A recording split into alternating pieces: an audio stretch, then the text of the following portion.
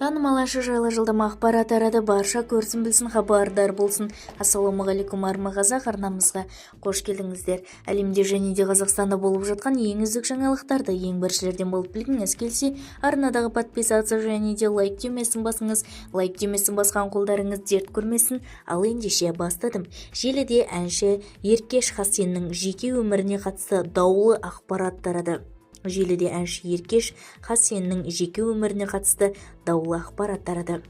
Танымал әйгілік бағдарламасының бұрынғы жүргізушісі әнші Еркеш Хасенге қатысты әлеуметтік желіде даулы ақпарат тарады деп хабарлайды kznews.kz. Зерт желісіндегі өзін әншінің бұрынғы жары Әйгерімнің жақын құрбысы ретінде таныстырған Сандуғаш есімді қолданушы Еркеш Хасеннің отбасына опасыздық жасағандығын жазған. Оның айтуынша әнші ресми некеде бола тұра Жанел есімді қызбенен қарым-қатынас орнатып, отбасынан алыстай бастаған.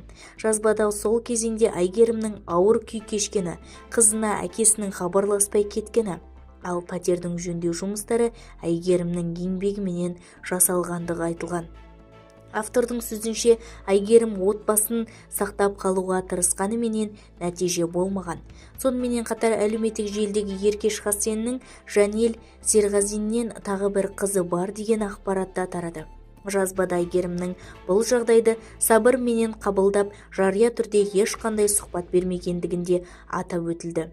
Айта кету керек, аталған мәліметтерге жазылған жазбаны Сандуғаш есімді қолданушы кейіннен әлеуметтік желіден өшіріп тастаған.